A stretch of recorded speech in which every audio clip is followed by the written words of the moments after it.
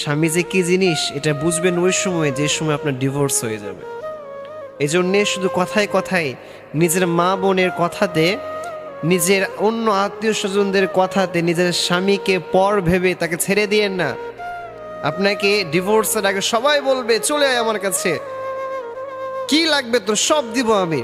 But divorce যখন হয়ে যাবে তখন বুঝতে পারবেন যে দুনিয়াটা কত কঠিন।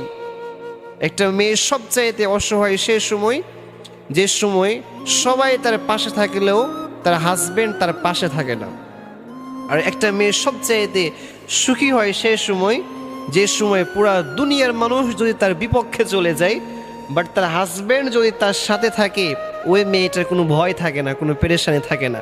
এই জন্য হাজবেন্ড স্বামী এটা হচ্ছে পটবৃক্ষের মতো। যারা স্বামী নাই সে জানে স্বামী কি জিনিস। এজন্যে প্রিয় কলিজার টুকরা বোন, স্বামীর মুখের ওপর কথা বলে স্বামীকে কখনো প্রেশার ক্রিয়েট করবেন না। একটা ছেলে সে সংসার চালায়, সে সংসারে অনেক দায়িত্ব সে নিজের কাঁধের উপর চাপিয়ে নেয়। সে আপনার মুখে দুই মুঠো খাবার তুলে দেওয়ার জন্য দিনকে দিন নাই, রাতকে রাত নাই, সারা দিন সারা রাত সে স্ট্রাগল করে যাচ্ছে, পরিশ্রম করে যাচ্ছে। বাট সে কখনো বলে না যে আমি তোমার জন্য এত কষ্ট করতে পারবো না। এত কষ্ট করে শুধুমাত্র আপনার রিজিকের জন্য, দুই মুঠো খাবারের জন্য তারা এত কষ্ট করে। বাট এত কিছুর পরেও যখন একটা হাজব্যান্ডের উপরে তার স্ত্রী মুখের উপর কথা বলে এবং বিভিন্ন কর্কশ ভাষায় কথা বলে, তখন ওই হাজব্যান্ডের হৃদয়টা ভেঙে চুরে খান খান হয়ে যায়।